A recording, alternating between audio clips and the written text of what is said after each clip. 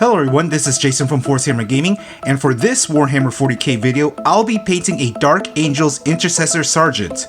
So I'm looking forward to seeing how this turns out, and without further ado, let's start painting.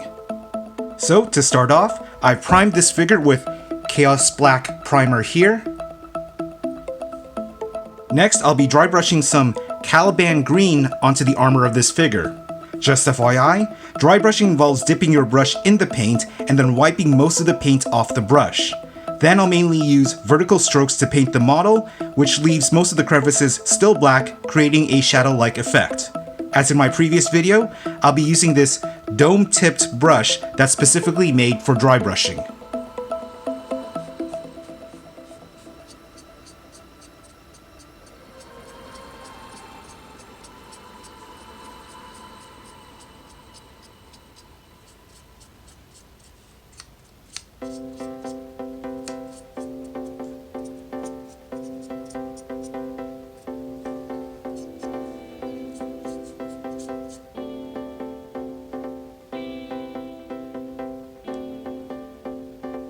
So, using the same dry brushing techniques as before, we're going to apply some Warpstone Glow, but mainly to the top parts of the model and the top parts of the armor. This is to give a gradient effect from lighter Warpstone Glow to the darker Caliban Green color.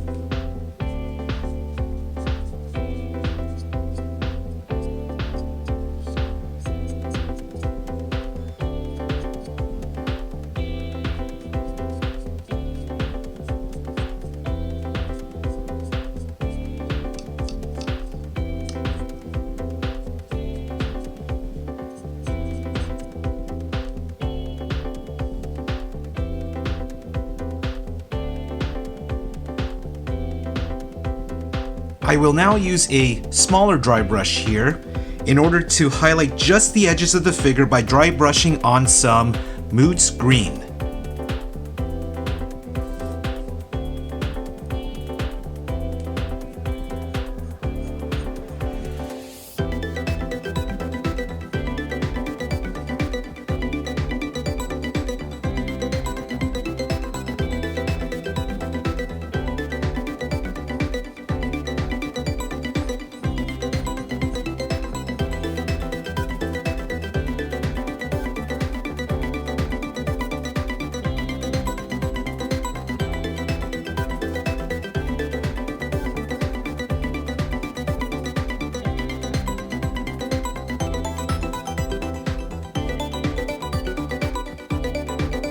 Next, we'll apply Dark Angels Green contrast paint, and just FYI about the contrast paint, before using it, be sure to give the bottle a hard shake for about 10 to 15 seconds to get all the chemicals in the bottle mixed up. Otherwise, if the chemicals are not mixed up, the figure may come out way too glossy and shiny after painting. Also, be sure to spread the paint around over the surfaces as evenly as possible so it doesn't pool in one place.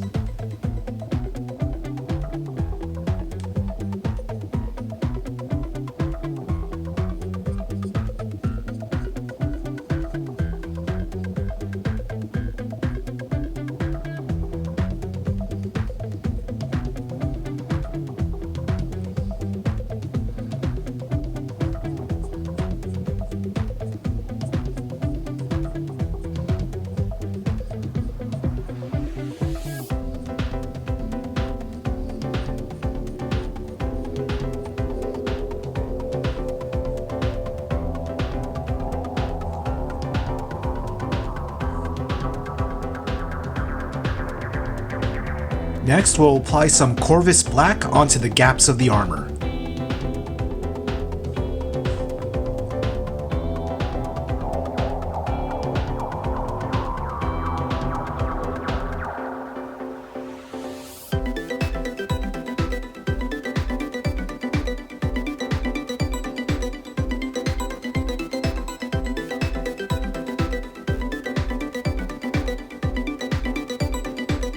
In addition to the gaps in the armor, I also painted the belts here and here, as well as the book that the sergeant is carrying here.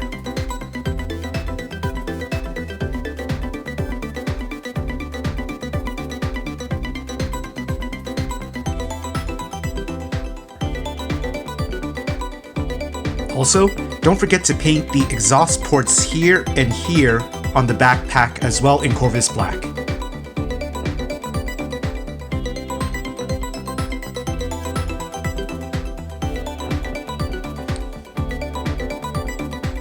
Next, we'll paint Leadbelcher onto the metallic parts of the helmet. Also, we'll be using Leadbelcher to dry brush the edges of the exhaust ports as well.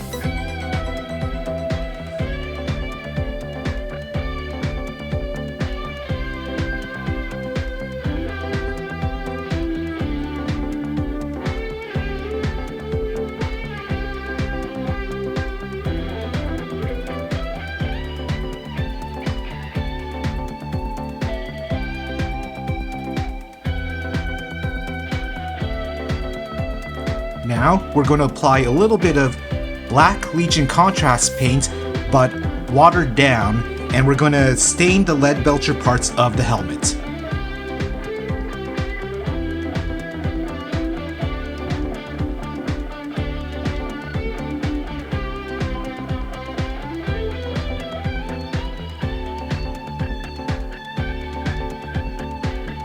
For the sword, we're going to be applying some Retributor Armour onto the pommel and the crossguard of the sword.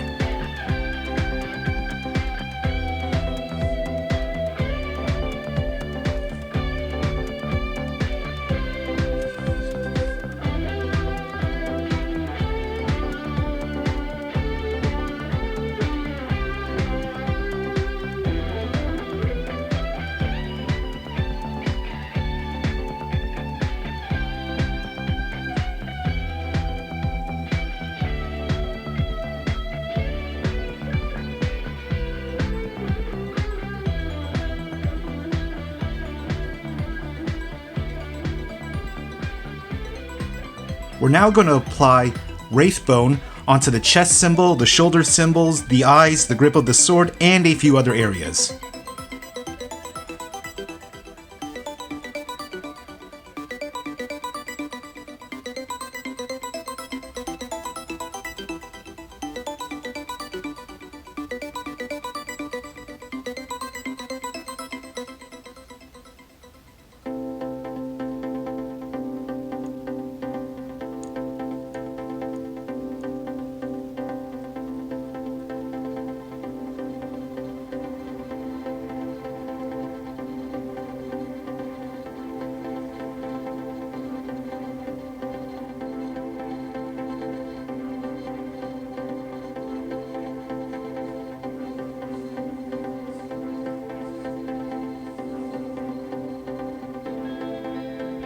For the blade of the sword, first we're going to apply a coat of Corax White.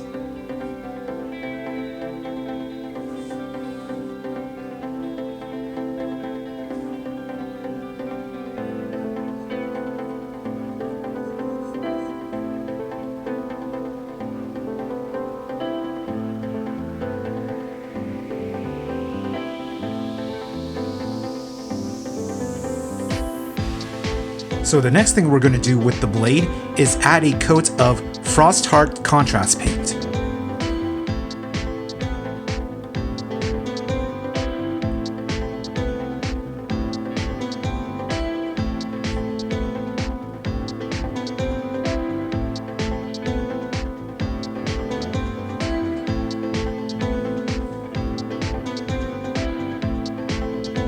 So once the paint on the blade has dried, we're going to be using some Retributor Armour again, and this time it's to dry brush this, I want to say wire, not really sure what you call it, but I'm pretty sure it's where the power for the power sword comes from.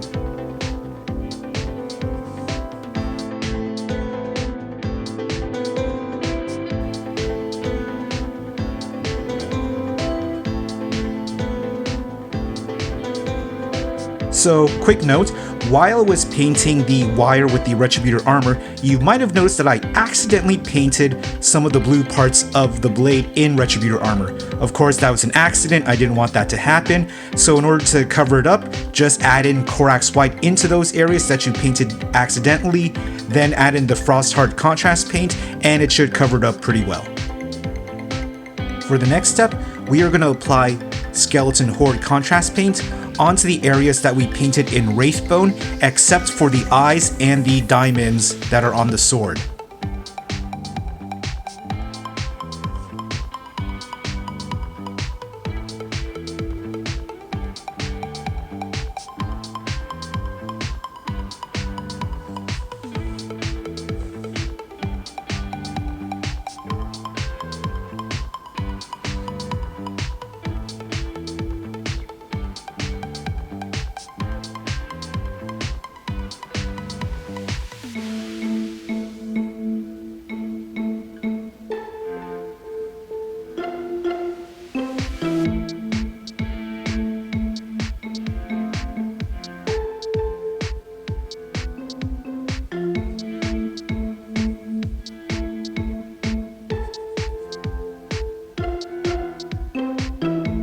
The next thing we're going to do is that we're going to add Dark Angel's Green contrast paint onto the diamonds here on the crossguard.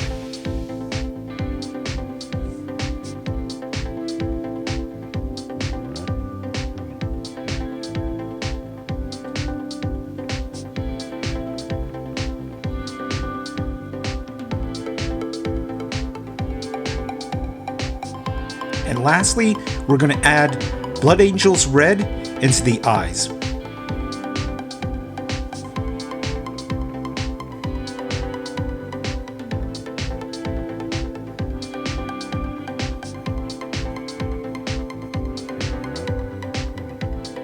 And here's my completed battle-ready Dark Angel's Intercessor Sergeant.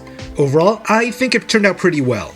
The main thing that I was a bit unsure of was the coloring of the sword blade. Initially, I was considering using a more gray metallic color for the blade, but in the end, I chose to use the Frostheart contrast paint.